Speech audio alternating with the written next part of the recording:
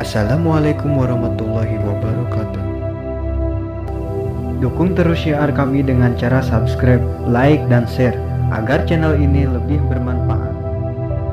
Salah satu sahabat Nabi Muhammad SAW, Abdullah bin Hujafah As-Sahmi, adalah panglima kaum muslimin yang saat itu diberangkatkan oleh Umar bin Khattab untuk ikut serta dalam pembebasan negeri Syam. Ia diberi misi memerangi penduduk Kaisaria, sebuah kota benteng di wilayah Palestina, tepatnya di tepi Laut Tengah. Namun ia gagal dalam salah satu pertempuran. Dia pun tertangkap oleh tentara Romawi. Sosok Abdullah bin Hujafah pun dibawa pulang oleh tentara tersebut menuju negeri mereka. Kepada Raja Romawi mereka menyatakan bahwa dia adalah salah satu sahabat Nabi Muhammad SAW. Mendengar hal tersebut, sang raja pun merasa memiliki kesempatan untuk menyakiti dan menyiksa kaum muslimin. Ia pun ingin melihat sosok Abdullah bin Hujafah secara langsung.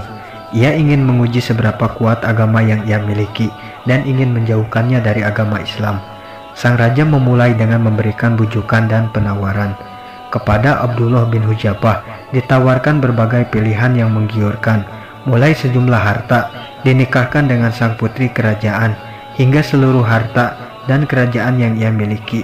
Sang raja berkata, "Apakah kamu akan memeluk agama Nasrani dan aku hadiahkan kepadamu setengah dari kerajaanku? Seandainya engkau serahkan seluruh kerajaanmu dan seluruh kerajaan Arab, aku tidak akan meninggalkan agama Muhammad SAW sekejap mata pun," ujar Abdullah bin Hujafah menjawab pertanyaan Raja Romawi.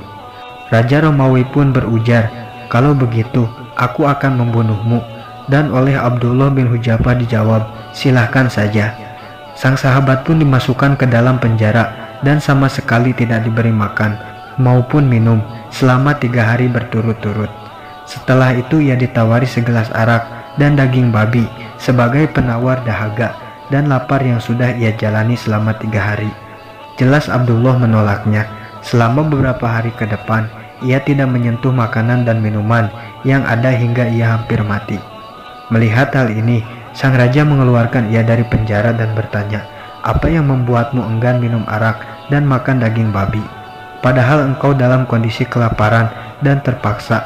Sang sahabat menjawab, "Ketahuilah, kondisi darurat memang telah menjadikan hal tersebut halal bagiku dan tidak ada keharaman bagiku memakannya. Namun saya lebih memilih untuk tidak memakannya, sehingga saya tidak memberikan kesempatan kepadamu untuk bersorak melihat kemalangan Islam." Raja Romawi pun memerintahkan agar Abdullah dilemparkan ke dalam air mendidih. Namun ketika hendak dilemparkan, sang sahabat menangis. Para tentara yang bertugas pun melaporkan hal ini kepada raja mereka.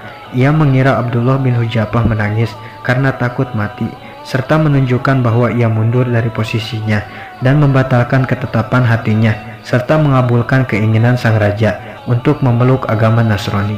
Raja pun kembali memanggil sang sahabat dan kembali menawarkan untuk masuk ke agama Nasrani. Namun jelas hal ini kembali ditolak. "Lalu mengapa engkau menangis?"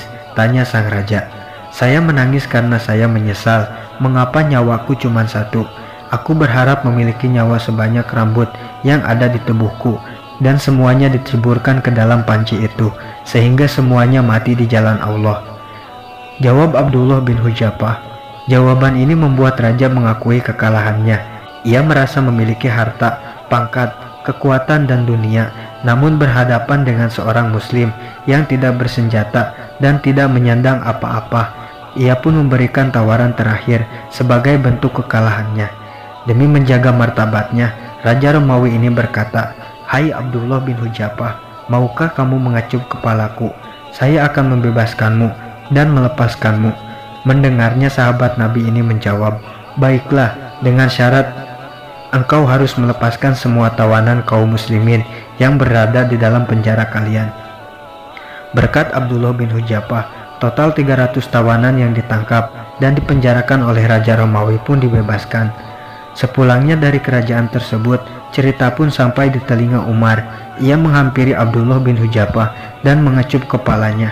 "Harusnya semua umat Islam mencium kepala Abdullah, dan sekarang aku orang pertama yang mencium kepala Abdullah," ujar Umar sambil mencium kepala Abdullah. Perilaku ini pun berikutnya diikuti oleh para sahabat yang lainnya. Wallahu a'lam bishawab.